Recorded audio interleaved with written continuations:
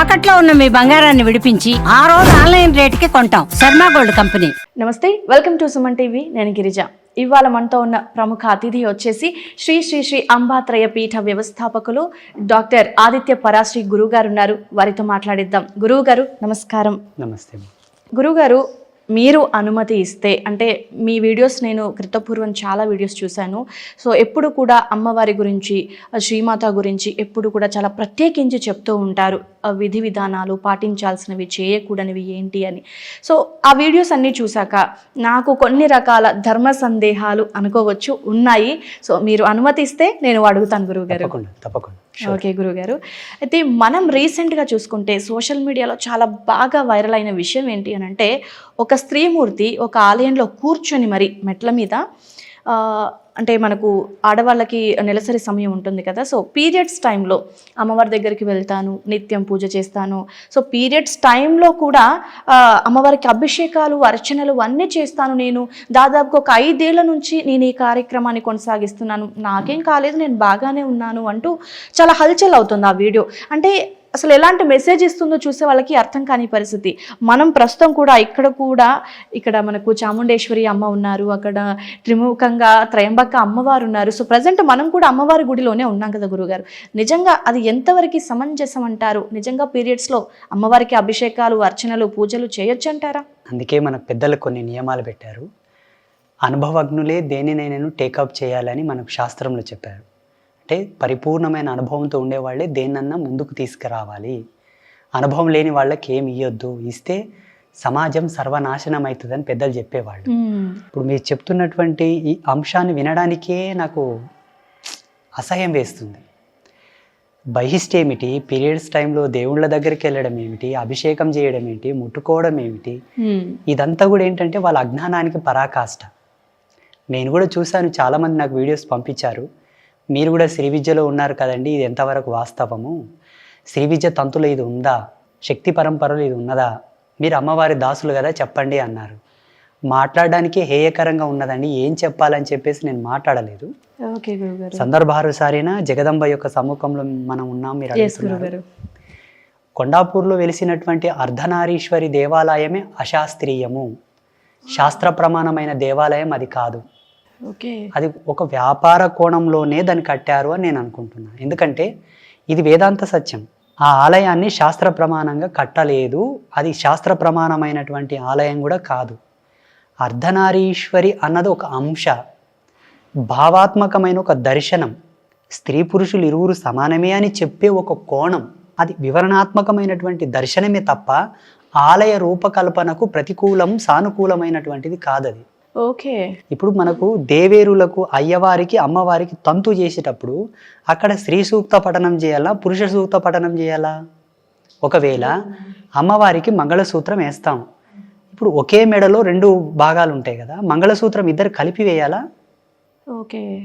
మెడ ఒక్కటే, సగం అమ్మ సగం అయ్య, మంగళసూత్రం ఎట్లేయాలా? కుదరదు. 1 సైడ్ వేయాలా? 1 సైడ్ మంగళసూత్రం వేస్తే మధ్యలో గీత పెట్టేస్తావా? తాడు ఎక్కడ కడతావు మెడకు? తంతు భేదం జరగడానికి అవకాశం ఉన్నది. అక్కడ చాలా మానవుడి తన యొక్క అజ్ఞానంతో అది కట్టాడేమో కానీ శాస్త్రం దాన్ని ఒప్పుకోదు. అటువంటి దేవాలయ దర్శనం కూడా చేసుకోవద్దు దయచేసి. అజ్ఞానంతో నిర్మాణం చేశారు కాబట్టి అజ్ఞానపూరితమైన ఆలోచనలే వస్తాయి. ఇకపోతే ఆ వీడియోలో ఆమె ఏం చెప్పిందంటే, ఆడవాళ్ళు పీరియడ్స్లో దేవాలయం పోతే తప్పేంటి అన్నది. అమ్మ, మేధోమూర్తివమ్మ, నువ్వు చాలా గొప్పదానవు, సమాజానికి మంచి మెసేజ్ ఇచ్చావు. ఆనాడు సీత, అనసూయ, సావిత్రి, మండోదరి, రుక్మిణి లాంటి పతివ్రతల కన్నా గొప్పదానవా నువ్వు? వాళ్ళకు బుద్ధి లేదా, వాళ్ళకు జ్ఞానం లేదా? వాళ్ళెందుకు నియమాలు పాటించారు?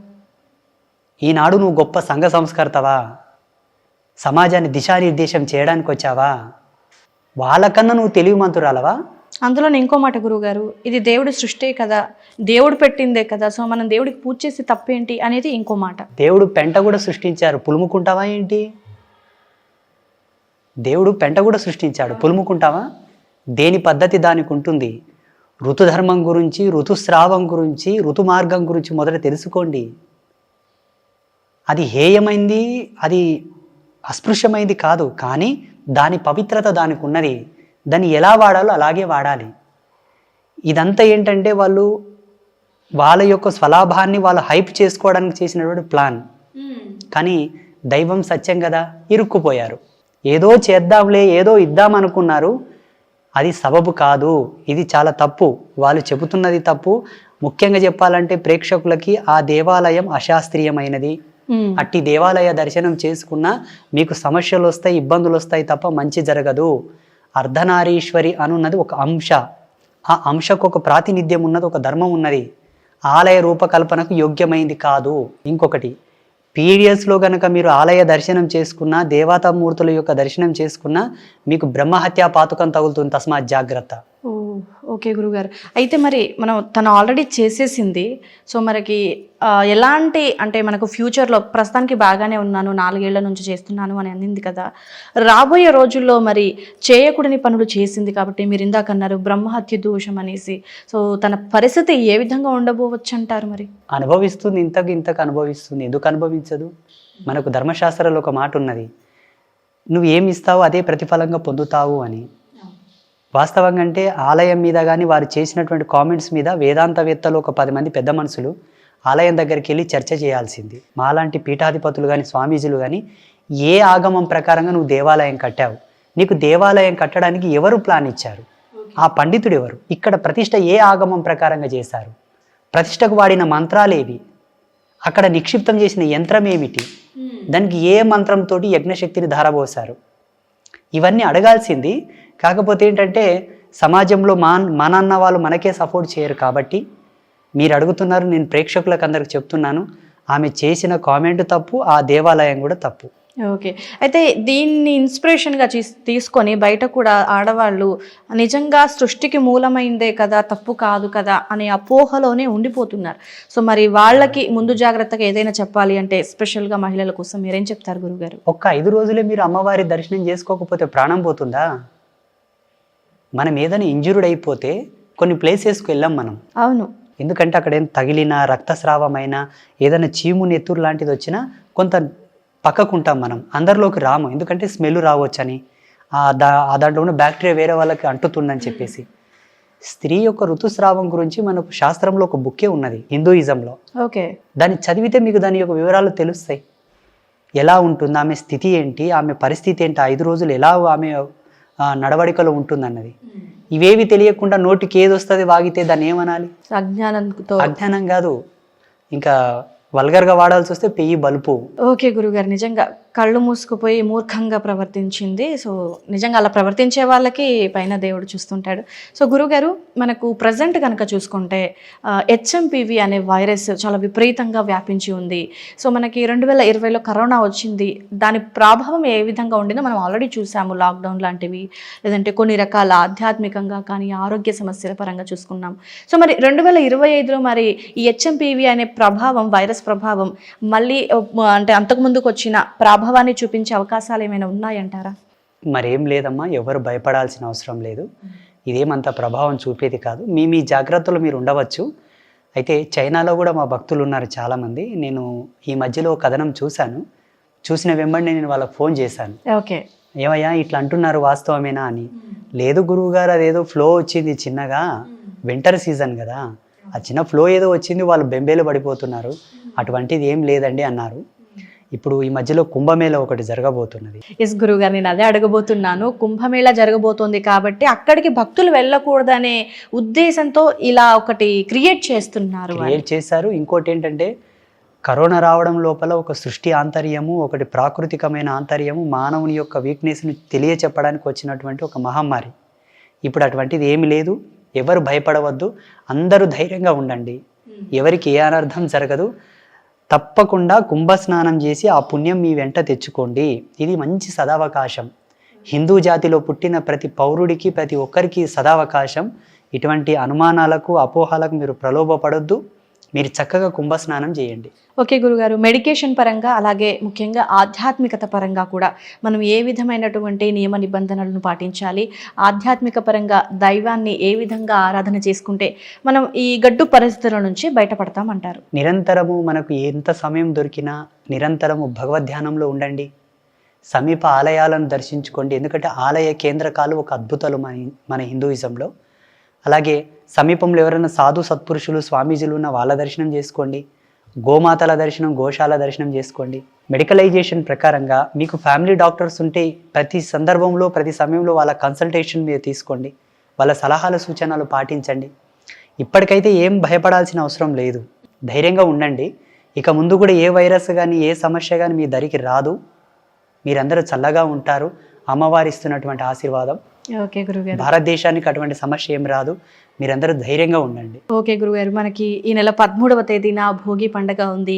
సో అదే రోజు మనకి కుంభమేళ కూడా ప్రారంభమవుతుంది. ఆరుద్ర నక్షత్రము, పుష్య పూర్ణిమ. సో అన్ని రకాల శుభ రోజులు, శుభ తిథులు అన్నీ కలిసి వచ్చాయి కదా గురుగారు. మరి ఆ రోజు యొక్క ప్రత్యేకత గురించి. మనకు సంక్రాంతి పండగ అనేది ఒక అద్భుతమైనటువంటి పండగ. మన తెలుగు ప్రజలకైతే ఇంకా చెప్పాల్సిన అవసరం లేదు. ఆనందభరితమైనటువంటి పండగ సంక్రాంతి పండగ. వాస్తవంగా అంటే సంక్రాంతి అంటే గ్రహాల యొక్క సంక్రమణను ప్రతికూలంగా చేసేటటువంటి ఒక స్థితి. అంటే గ్రహాలలో మార్పులు జరుగుతాయి, చాలా మార్పులు జరుగుతాయి. జ్యోతిషపరంగా విద్వాంసులకు చాలామందికి అనుభవం ఉన్నది. ఖగోళమైనటువంటి విద్వత్తు పైన అనుభవం ఉన్న వాళ్ళకి దాని గురించి వివరణ తెలుసు. సంక్రాంతి ఈ 3 రోజులు కూడా మన ప్రాంతీయ వారీగా ఉండేటటువంటి ఆచారాలకు పద్ధతులకు అందరూ కూడా అనుగుణంగా ఉండి ఆ పండగలు చేసుకోవాలి. ఇందులో చాలా లోతున్నది. ఓకే గురుగారు. మన పెద్దలు చాలా డెప్త్గా దీని మీద ఆలోచన చేసి మనకి పండగలు ప్రవేశపెట్టారు. ఈ పండగలను మనం ఆచరిస్తూనే ఆ పుణ్యాన్ని మనం గ్రోలాలి. ఆధునిక పోకడలకు అలవాటు పడిపోయి ఈ పండగలనని పక్కన పెట్టి ఆ పుణ్యాన్ని, ఆ పురుషార్థాన్ని మీరు కోల్పోతున్నారు. దయచేసి మీరు ఎన్ని ఆధునిక పోకడలకన్నా అలవాటుగా మీరు ఉండండి, తప్పులేదు. మీరు ఉండాల్సి ఉంటే ఉండవచ్చు. పండగలను మాత్రం తప్పకుండా ఇంప్లిమెంట్ చేసుకోండి. ఈనాడు మీరు ఆచరిస్తేనే రేపు భావి తరాలకు అవి అందుతాయి. మిమ్మల్ని చూసి మీ పిల్లలు నేర్చుకుంటారు. ఎందుకంటే నేచర్ ప్రకారంగా ఈ పండగల్లో ఎంతో విశిష్టత ఉన్నది. రాశుల సముదాయం మారుతుంది, ఆయనాలు మారుతాయి, నక్షత్ర యోగ బలాలన్నీ మారుతాయి. దక్షిణాయనం వీడి ఉత్తరాయణ పుణ్యకాలం ప్రవేశిస్తున్నది కాబట్టి ప్రాకృతికంగా ఎన్నో మార్పులు జరుగుతాయి. ఆ మార్పులకు అనుగుణంగానే ఈ భోగి, మకర, కనుమ ఈ 3 పండుగలు మన వాళ్ళు మనకు ప్రవేశపెట్టారు. సమీపంలో నది ఉంటే నదీ స్నానం చేయండి. మకర సంక్రాంతి రోజు ఉత్తరాయణ పుణ్యకాలం ప్రవేశించేటప్పుడు నదీ స్నానం చేసి నూతన వస్త్రములు కట్టుకొని ఇంట్లో చక్కగా పూజలు చేసుకొని ఆ రోజు పొంగలి గనక చేసి నైవేద్యం పెట్టి మనం స్వీకరిస్తే సంవత్సరం పాటు సుఖ సంతోషాలతో ఉంటారన్నది మనకు ప్రతీది. ఓకే గురుగారు. సరే, మరి మనకు ఆ సమయం వచ్చింది కాబట్టి 13వ తేదీన కుంభమేళ జరగబోతుంది గురుగారు. సో మనకి కుంభమేళ అనేది అందరికీ తెలిసిందే, ప్రయాగ్లో జరగబోతుంది. సో ఏంటి కుంభమేళ యొక్క ప్రత్యేకత, విశిష్టతల గురించి తెలియజేస్తారా గురుగారు? ఈసారి వచ్చే కుంభమేళ 140 సంవత్సరాలకు ఒకసారి వస్తుంది. ఇప్పుడు ఓకే, ప్రతి 12 సంవత్సరాలకు ఒకసారి కుంభమేళ వస్తుంది, మహాకుంభ. అటువంటి మహాకుంభలు 10 కుంభమేళలు కలిస్తే ఈ కుంభమేళ. ఈ కుంభమేళ 140 సంవత్సరాల కన్నా ముందు వచ్చింది, మళ్ళీ ఇప్పుడు వస్తుంది. యాజ్ ఇట్ ఈస్ సేమ్ ఇదే ముహూర్త యోగ బలముతో వచ్చే కుంభమేళ 140 సంవత్సరాలకు మళ్ళీ వస్తుంది. 12 సంవత్సరాలకు వచ్చేటటువంటి కుంభమేళలో బహు ప్రాశస్తం ఉంటుంది. అంతకన్నా 100 రెట్ల ఫలితం ఈ కుంభమేళ ద్వారా మనకు సిద్ధిస్తున్నది. ఈ కుంభ స్నానం చేసే మనిషి సరాసరి మోక్షాన్ని పొందుతాడు, స్నానం ఆచరించినంత మాత్రాన్ని. ఎందుకంటే కుంభమేళనే ఒక అద్భుతం. ఆనాడు అమృత మదనం జరిగినప్పుడు అమృత బిందువులు పడ్డ 4 ప్రదేశాల్లో కుంభం అవుతుంది. అట్టి కుంభలో ఇది చాలా మహాకుంభములు, అంటే 12 కుంభములకు ఒక కుంభం ఇది, 12 మహాకుంభమేళాలకు ఒక మహాకుంభమేళ ఇది. అంటే ఇది చక్రవర్తిత్వాన్ని సిద్ధింపజేసుకునేది. అవి సమానమైనటువంటి 12 రాజకుంభములు కలిస్తే ఒక మహా చక్రవర్తిత్వ కుంభ ఇది ఇప్పుడు వచ్చేది. మనందరి అదృష్టం, నిజంగా మనందరి అదృష్టం. కాళ్ళు చేతులు గట్టిగా ఉన్నాయి, యవ్వన ప్రాయంలో ఉన్నాం. తప్పకుండా హిందూ అనేవాడు వెళ్ళి స్నానం చేయాల్సిందే, ఎక్కడ కాంప్రమైజ్ కావద్దు. మళ్ళీ 140 సంవత్సరాలకు ఉండేటోళ్ళు ఎవరు, పోయేటోళ్ళు ఎవరు? వెనకటికి సశరీరంతో స్వర్గం వెళ్ళాలని కోరిక ఉండేదట చాలా మందికి, కానీ వెళ్ళలేదు. ఎంత పెద్ద తాపసికైనా సాధ్యం కాలేదు. ఇటువంటి పవిత్రతలు ఈపున ఉంటే ఇటువంటి పుణ్యఫలాలు, ఇటువంటి నదీ స్నాన పుణ్యఫలాలు, పుష్కర పుణ్యఫలములు, కుంభస్నాన పుణ్యఫలాలు మన ఈపున ఉంటే సశరీరంతో స్వర్గానికి పోకపోయినా పర్వాలేదు కానీ జీవించినన్నాళ్ళు స్వర్గంలో ఉన్నట్టుగా జీవిస్తాం. ఓకే గురుగారు, చాలా చక్కగా తెలియజేశారు. అయితే గురుగారు, మనకు ఇక్కడ కుంభమేళలో వచ్చేసి త్రివేణి సంగమం కదా, సో చాలామంది స్నానం ఆచరించడంలో కూడా చాలా రకాల విధి విధానాలు ఉంటాయి, పాటించాలి, అలా చేస్తేనే మనకు పుణ్య ఫలితం కలుగుతుంది అంటారు కదా. మరి అక్కడ గంగా నదిలో స్నానం చేసేటప్పుడు మనం స్నానం విధిని ఏ విధంగా ఆచరించాలి అంటారు? మన భారతదేశం యొక్క గొప్పతనం ఏంటంటే అమ్మా, మన శరీరంలో సప్త ధాతువుల యొక్క ప్రమోదం ఉన్నది. సప్తధాతువుల యొక్క కేంద్రకంగానే మన జీవనాడుల యందు జీవుడు స్రవింపబడి ప్రసరింపబడి మనం పలుకుతాము, మాట్లాడతాము. ఎప్పుడైతే సప్తధాతువుల యొక్క ప్రమోదం స్తంభింపబడుతుందో జీవుడు ఆరిపోతాడు, మనిషి చనిపోతాడు. ఆ సప్తధాతువుల యొక్క కేంద్రకంగానే మన భారతదేశంలో సప్త జీవనదులు ప్రవహిస్తున్నాయి. మన బాడీ యొక్క స్ట్రక్చరే ప్రపంచం యొక్క స్ట్రక్చర్. ఆ ప్రపంచంలో దేహంలో ఒక హృదయం ఉన్నట్టు ప్రపంచం అనే ఈ కేంద్రకంలో హృదయ స్థానం లాంటిది భారతదేశం. ఈ హృదయంలో హృదయ కేంద్రకం ఉండే సప్త జీవనది జలాల యొక్క సమూహమే ఈ దేహం యొక్క సమూహం. ఈ దేహంలో కూడా త్రివేణి సంగమం ఉన్నది. ఇడ, పింగళ, సుషుమ్న అనే 3 నాడులు కలుసు ప్రదేశమును త్రివేణి సంగమం అంటారు మన దేహములో. ఓకే. మన దేహంలో ఎలా అయితే త్రివేణి సంగమం ఉన్నదో అలాగే భారతదేశంలో కూడా త్రివేణి సంగమం, గంగా, యమున, సరస్వతి నదులు కలిసే సంగమం. జీవుడు ధ్యానంలో కూర్చొని యోగముని యందు లయమై ఆ త్రివేణి సంగం అంతర్ముఖుడై ఇక్కడ సంగమించవాలి. అది జీవుడి యొక్క ధర్మం. అందరూ యోగా, మెడిటేషన్, ధ్యానం చేసి ఇక్కడ సంగమించలేరు కదమ్మా, జీవుడిని ఇక్కడ నిలబెట్టలేరు కదా.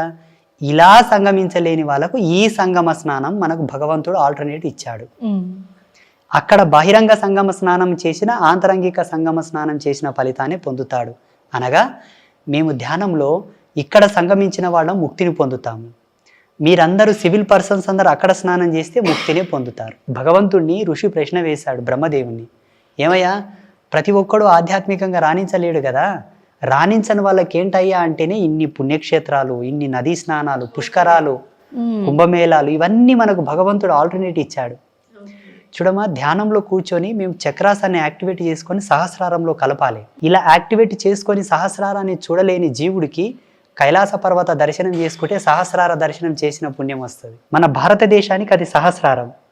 ఓకే, నిజంగా మన దేహం యొక్క స్ట్రక్చరే మన భారతదేశం, మన ప్రపంచం యొక్క నిర్మాణ శైలి. ఇది కొంచెం ఇంకా వివరిస్తే అందరికి అర్థమవుతుంది. కుంభస్నానం చేయడానికి వెళ్ళే ప్రేక్షకులకు అందరికి ఒక విజ్ఞప్తి. చెప్పండి గురుగారు. బహు ప్రాశస్తంతో కూడుకున్నది కాబట్టి అధిక సంఖ్యాకులు అక్కడ పాల్గొంటున్నారు. అవును, భారతీయుల కన్నా ఫారెనర్స్ ఎక్కువ పాల్గొంటున్నారు. 140 సంవత్సరాల కన్నా ముందు వచ్చిన అఘోరాలు ఈసారి వస్తున్నారు. మధ్యలో వచ్చిన కుంభమేళలో కొంతమంది వచ్చారు, కొంతమంది రాలేదు. కొందరికి టైమ్ ఆఫ్ సీక్వెన్సబుల్ పీరియడ్ ఉంటుంది. ఆ టైం యొక్క మెథడ్ను అనుసరించి పోయినసారి వచ్చిన కుంభమేళలో వచ్చిన అఘోరాస్, నాగ సాధువుల కన్నా ఈసారి రెట్టింపు వాళ్ళు వస్తున్నారు. ఒక్కరొక్కరు వయస్సు 350 సంవత్సరాలు, 400 సంవత్సరాలు, 500 సంవత్సరాల అఘోరాలు వస్తున్నారు. అందుకే వెళ్ళే వాళ్ళు కొంత జాగ్రత్తగా, తోపులాట ఎక్కువ ఉంటుంది, జన సమూహం ఎక్కువ ఉంటుంది. చిన్నపిల్లలు వెళ్ళొద్దు, ముసలి వాళ్ళు వెళ్ళొద్దు, కకృతి పడి వెళ్ళకండి. ఎందుకంటే పుణ్యం దొరుకుతుందని వెళ్తున్నారేమో, సమూహం ఎక్కువ ఉంటుంది కాబట్టి జాగ్రత్త. ఎవరి వస్తువులపైన వాళ్ళకు జాగ్రత్త ఉండాలి, ఎవరి వస్తువులపైన వాళ్ళకు నిబద్ధత ఉండాలి. సంగమ స్నానాన్ని అపవిత్రం చేయొద్దు. మలమూత్ర విసర్జనలు చేయడం, ఇటువంటి పాపపు పనులు చేయవద్దు. మీకు సాధ్యమైనంతలో స్నానం చేసుకొని వచ్చేసేయండి. అంతే. అక్కడ ఉండడము, ఆ ఘోరాలతో సెల్ఫీలు దిగడము, వీడియోలు తీసుకోవడము, ఉన్న రష్కే, ఉన్న జనాలకి అక్కడ స్థానం లేదు. ఈ పిచ్చి పనులు చేయకుండా పవిత్రతను కాపాడండి. హిందూ ధర్మానికి అపకీర్తి తేవద్దు. ఓకే గురుగారు. సో నిజంగా పుణ్యం ఎక్కడ సందు దొరుకుతుందా అని ప్రయత్నం చేస్తున్నారు. ఇప్పుడు ఈ వైరస్ అనే కల్లోలం అదే చూడండి. ఈ వైరస్ అనే కల్లోలం అదే. ఎందుకంటే ఉత్తరప్రదేశ్ గవర్నమెంటు, మాన్యనీయ ముఖ్యమంత్రి యోగి ఆదిత్యనాథ్ గారు మనకు చాలా సౌలభ్యం ఇచ్చారు. ఏ పూట కాపుటకు వాళ్ళు న్యూస్ రిలీజ్ చేస్తున్నారు. చాలా అద్భుతంగా ఏర్పాట్లు చేశారు. వారి గౌరవానికి, వారి యొక్క గొప్పతనాన్ని కూడా మన అపకీర్తి తీసుకురావద్దు. అవును గురుగారు. ఎవరి హద్దుల్లో వాళ్ళు ఉంటే ఏ విధమైన ఇబ్బందులు జరగవు. గురుగారు, అక్కడికి కొన్ని ఏళ్ల పైబడిన అఘోరాలు వస్తున్నారన్నారు కదా, సో వారి దర్శనం చేసుకోవచ్చు అంటారా? తప్పకుండా. నిన్ననే నాకు ఒక వీడియో వచ్చింది మా ఆల్ ఇండియా సాధు సంతు పరిషత్ నుంచి. 750 సంవత్సరాలు సమాధిలో ఉండే ఒక యోగిని తెచ్చి కూర్చోబెట్టారు అందరి దర్శనం కోసం. చూడొచ్చు, ఇప్పటికైనా సమాధిలోనే ఉన్నాడు. బ్రహ్మదండం ఇట్లా పెట్టారు గదవకి.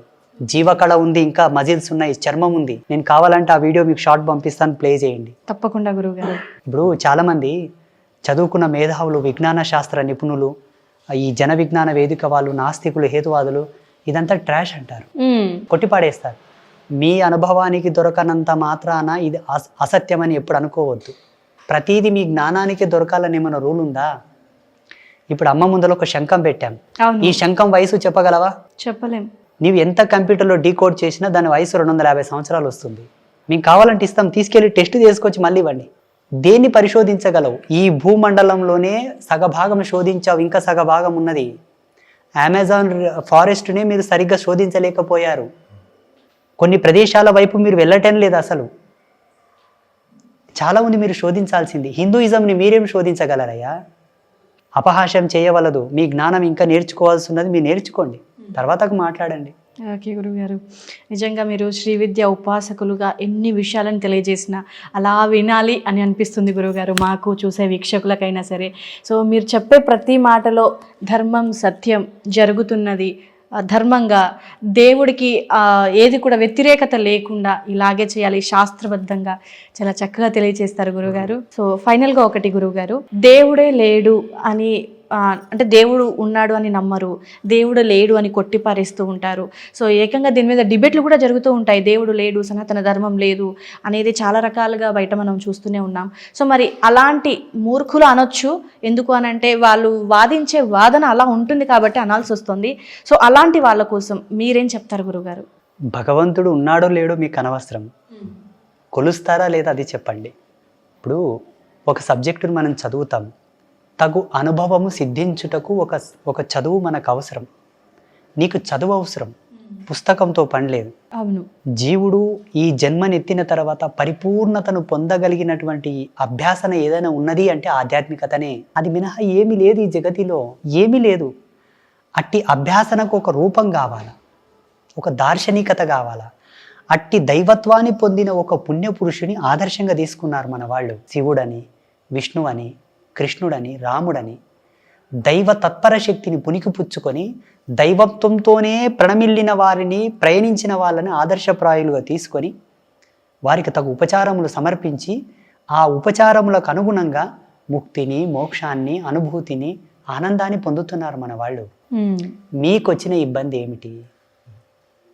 దైవత్వం నీ జ్ఞానానికి దొరికేది కాదయ్యా.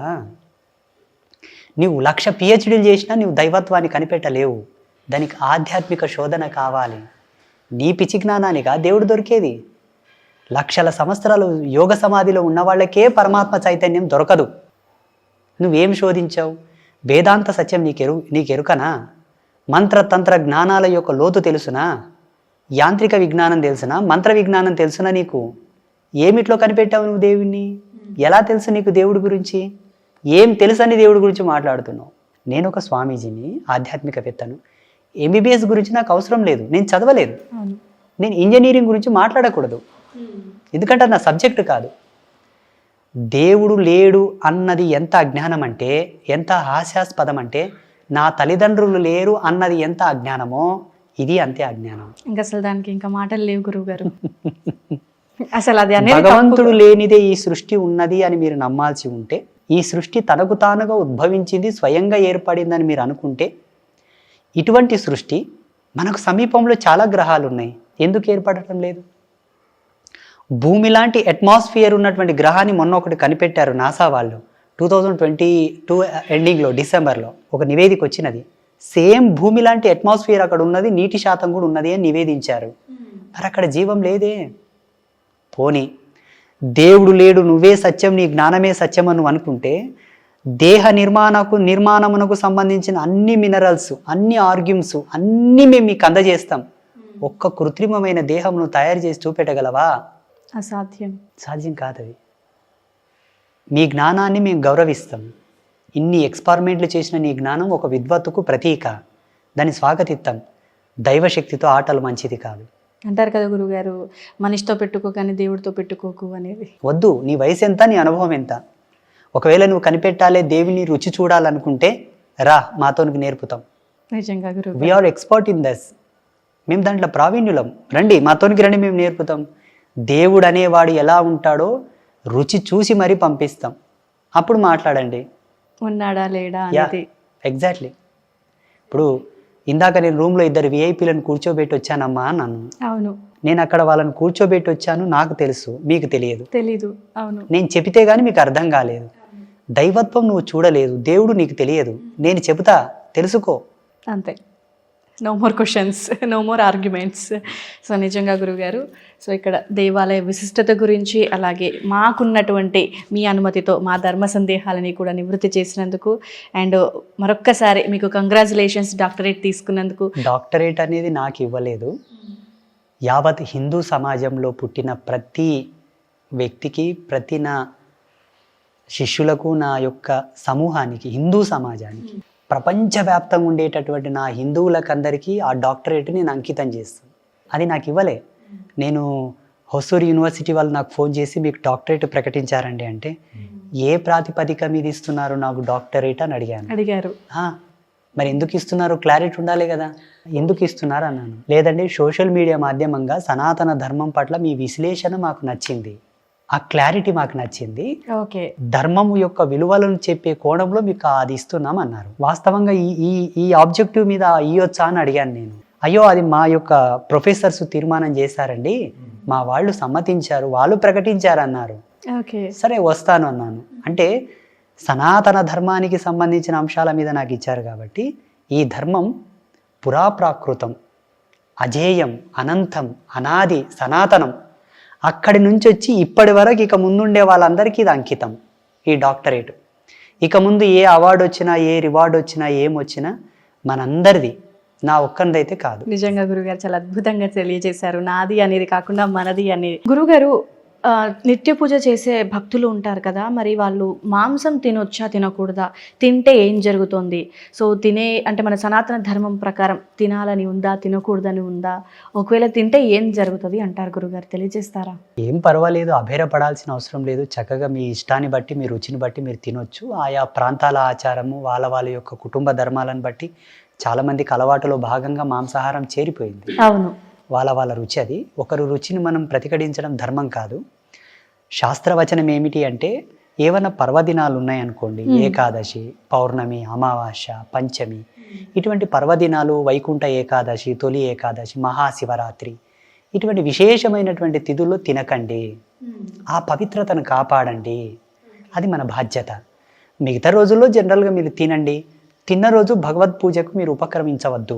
ఓకే, ఉదయం లేచి చక్కగా స్నానం చేసుకొని, దీపారాధన చేసుకొని, పూజ చేసుకొని, అంతా చేసుకొని పక్కకు వచ్చి మీరు తినండి, హ్యాపీగా ఉండండి.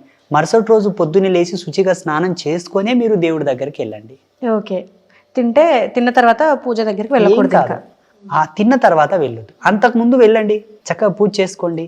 తిన్న తర్వాత వెళ్ళొద్దు, ఆ రోజు దూరంగా ఉండి మరుసటి రోజు అభ్యంగ స్నానం చేసుకొని దేవుడి దగ్గరికి వెళ్ళండి. అంటే ఈ మధ్య అంటే నాన్ వెజ్ తినే ప్రియులు ఎక్కువ ఉన్నారు, సో మీరు అన్నట్టుగానే, సో దాన్ని అవాయిడ్ చేయలేరు, అలానే పూజని మానుకోలేరు. బట్ ఇది ఒక సందేహం, తినొచ్చా తినకూడదా అనేది. తినొచ్చు.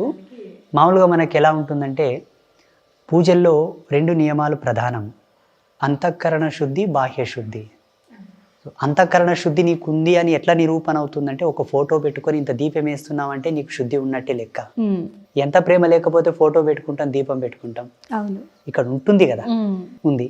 బాహ్య శుద్ధి ఏంటి అయ్యా అంటే, ఇలా తిన్నప్పుడు, ఏదైనా డ్రింక్ చేసినప్పుడు, నాన్ వెజ్ తిన్నప్పుడు, సతీ సాంగత్యం జరిపినప్పుడు అక్కడ వెళ్ళొద్దు. ఓకే, శుచిగా స్నానం చేసుకొని ఆయన పవిత్రతను మనం కాపాడితే మనకిచ్చే పుణ్యం మనకి ఇస్తాడు. మనం ఒక ఆఫీసర్ దగ్గరికి వెళ్ళాలంటేనే ఒక పద్ధతితోటి ఒక పుష్పగుచ్చం తీసుకొని, ఆయనకి ఇష్టమైంది ఏదో పట్టుకొని, ఇంత క్యాష్ డబ్బు పట్టుకొని వెళ్ళి ఆయనకి ఇచ్చి ప్రసన్నం చేస్తాం ఒక ఆఫీసర్ని. భగవంతుడితోనికి వెళ్ళాలంటే నియమాలే ప్రధానం, నియమాలే ప్రధానం. ఆయనకు కావాల్సినవి అవే, ఆయనకు అవసరమయ్యేవి కాకపోయినప్పటికీ అందు కేంద్రకంగా నీకు ప్రసరించేటటువంటి పుణ్యానికి అవి అవసరం. ఈశ్వరుడికి అవి అవసరం లేదు, కానీ నీకే ప్రతిఫలంగా వస్తాయి. దేవుడికి ఒక విషయ పట్టిక ఉన్నది, భగవంతునకు నువ్వు ఏమి సమర్పిస్తున్నావో అతగాడు నీకు అదే ఇస్తాడు, అనగా దేవుడు నీకు అదే ఇస్తాడు. మనం ఏ విధంగా కొలిస్తే ఆ విధంగానే. నువ్వు శుద్ధిగా పోయావు అనుకో, తొందరగా నీకు రిజల్ట్ వస్తుంది, నీ కష్టాలు తొందరగా నెరవేరుతాయి. అశుద్ధి మన ధర్మంలో లేదు, మన ధర్మం ఒప్పుకోదు దాన్ని. సనాతన ధర్మం అంటేనే పరమ పవిత్రమైనది, పవిత్రం కాదు, పరమ పవిత్రమైనది. పవిత్రతకే పవిత్రత నేర్పినటువంటి ధర్మం మనది. ఈ అపోహాలు మీరేం పెట్టుకోవద్దు. మీరు తిన్నా ఆ రోజు దూరంగా ఉండండి, మరుసటి రోజు వెళ్ళి చక్కగా పూజ చేసుకోండి. క్షీరసాగర మదనం చేయుటకు దేవతలకు దానవులకు పెద్ద పని సాధ్యపడలేదు. భగవంతుడు దాన్ని కొంత సవరించి ఆల్టర్నేటివ్ కొన్ని ఆప్షన్స్ ఇచ్చాడు. అలాగే ఆ కాన్సెప్ట్ తోట అమృత మదనం జరిగింది, అమృతం వచ్చింది. సనాతన ధర్మం ఎంత గొప్పది ఉందో, ఎంత రిస్ట్రిక్షనబుల్గా ఉందో, ఎంత నియమ నిబంధనలతో ఉందో అన్ని ఆల్టర్నేట్ ఆప్షన్స్ కూడా ఇచ్చింది మనకు. అంతటి సౌలభ్యాన్ని కూడా ఇచ్చింది. ఒకేసారి గొంతు నొక్కి పెట్టి చెప్పాలా, లేదు, ఆర్డర్ చేసింది. చూడరా, ఇది పరమపదమైనది, ఇది పరమ పవిత్రమైంది, చేయలేకపోతే ఇది కూడా ఉన్నది.